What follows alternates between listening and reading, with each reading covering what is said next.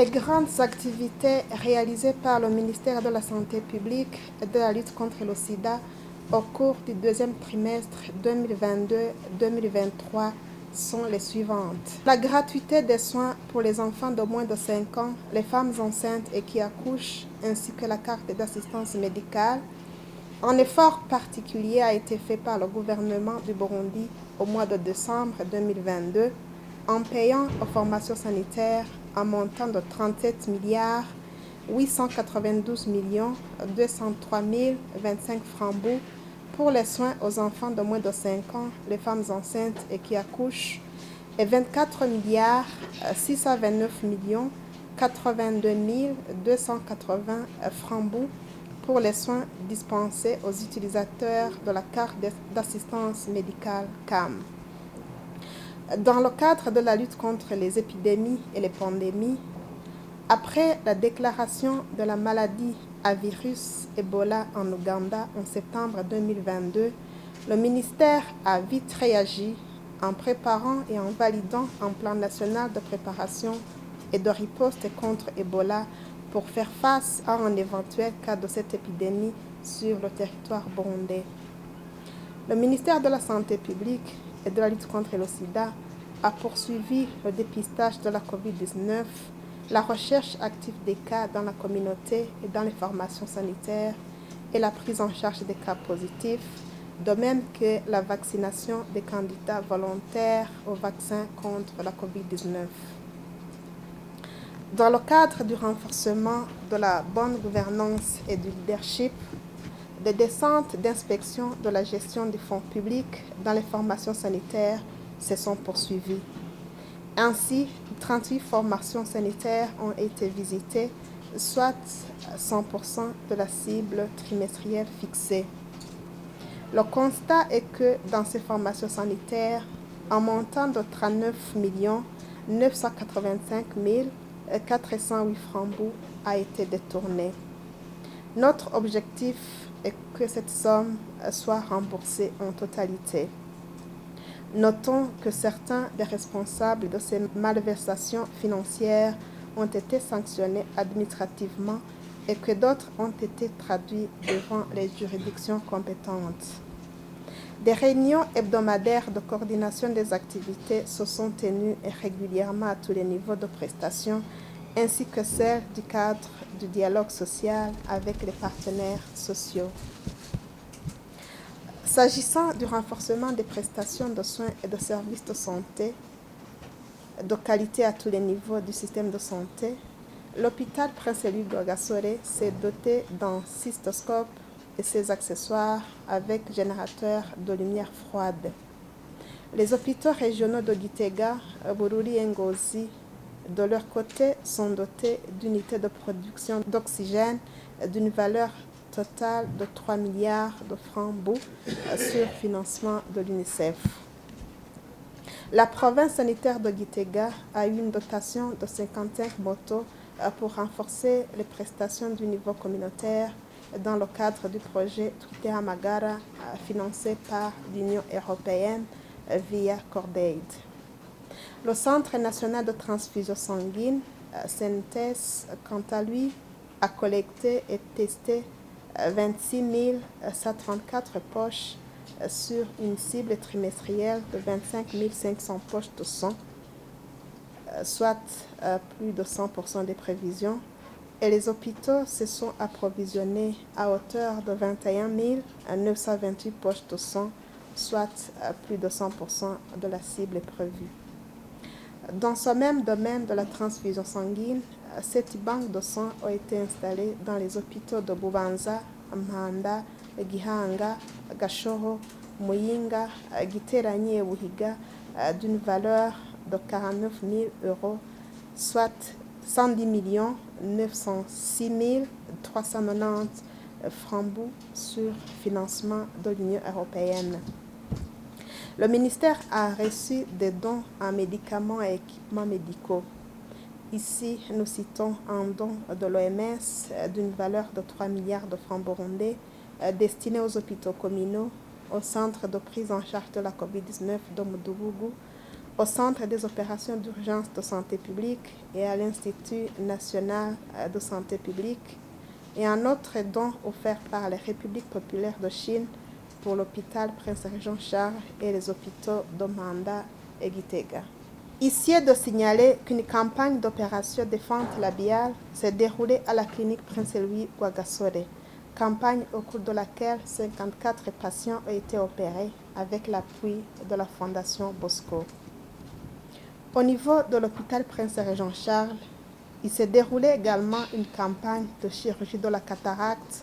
en collaboration avec la Fondation internationale Al-Bassar et l'association BENA pour la culture et le développement. Plus de 500 patients ont été opérés de la cataracte.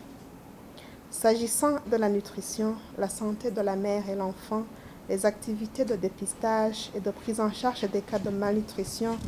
chez les enfants de moins de 5 ans, les femmes enceintes et allaitantes se sont poursuivies chaque jeudi dans tous les centres de santé du pays dans le cadre de la mise en œuvre de la campagne Malnutrition Zéro pour les enfants de moins de 5 ans, pilotée par Son Excellence la Première Dame du pays. Dans le cadre de la prévention et lutte contre le paludisme, qui est la première cause de morbimortalité dans notre pays, il a été organisé et mis en œuvre une campagne de pulvérisation intra-domiciliaire dans 266 015 ménages des 11 communes des provinces Ngozi et Muyinga. Une activité qui a coûté 6 664 650 061 francs sur financement du Fonds mondial. En ce qui concerne la lutte contre la lèpre, une campagne de dépistage actif des cas de la lèpre a été organisée dans les 4 provinces endémiques de cette maladie, à savoir la province de Rutana, Makamba, Rumonge et Chibitoke. S'agissant de la disponibilité des médicaments et autres produits de santé de qualité et leur accessibilité, en vue de décentraliser effectivement les services dont la population a le plus besoin en matière de santé, le ministère de la Santé publique et de la lutte contre le sida, via la CAMEBU, a entrepris en plus d'une distribution active des médicaments dans les 46 districts sanitaires, la construction d'un entrepôt de stockage des médicaments en province de Gitega d'une capacité de stockage de 16 000 mètres cubes. Ainsi, une étude géologique et d'impact environnemental vient d'être réalisée et des plans architecturaux sont disponibles. Nous sommes à la phase de la conception des plans et établissement du devis avant le démarrage des travaux proprement dit, prévu très prochainement en collaboration avec le ministère des Infrastructures, des Équipements et des Logements sociaux via le BOHA. Dans le même souci constant de renforcer l'accessibilité à la population aux médicaments de bonne qualité, l'autorité burundaise de régulation des médicaments à usage humain et des aliments, ABREMA, a, au cours du deuxième trimestre, procédé au contrôle qualité de 96 lots de médicaments au laboratoire national de référence de l'INSP et quelques lots à l'étranger. De 90 sont revenus conformes et 6 sont revenus non conformes. Concernant l'amélioration de la couverture en infrastructures sanitaires et équipements, un service de kinésithérapie a été ouvert à l'Institut national de santé publique, INSP, et aux hôpitaux de Muyinga et Igenda. Le ministère a procédé à l'inauguration de 2 structures sanitaires, l'hôpital communautaire mère-enfant de Nyambuye, commune Isare, province Bujumbura, et la clinique Wakize de Gitega. Au chapitre du renforcement des capacités des ressources humaines en santé, nous notons la formation par l'INSP de 20 lauréats de la 2e cohorte du programme de formation en épidémiologie de terrain de base, la formation des techniciens de promotion de la santé, des mamans lumière et agents de santé communautaire des districts Gisuru, Kinyinya, Nyabitsinda, Murore et Mishiha des provinces Ruyigi et Changuzo dans le cadre du projet Tubeho Neza. La tenue à Bujumbura du 22 au 23 novembre 2022 de la conférence internationale sur l'informatique dans le domaine de la santé en Afrique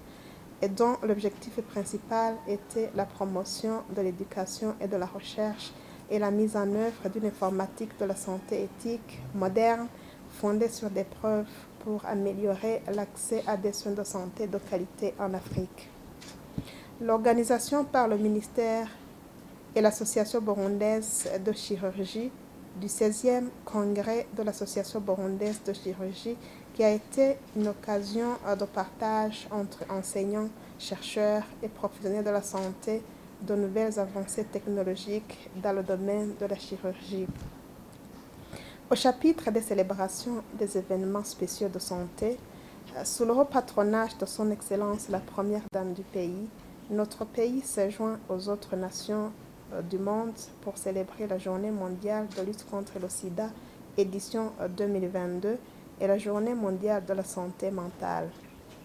Nous avons également célébré la Journée mondiale du cœur et la Journée mondiale de la sécurité des patients. Enfin, sous le patronage de son Excellence, Monsieur le Vice-président de la République, nous avons célébré le centenaire de l'hôpital régional de Gitega en date du 9 décembre 2020.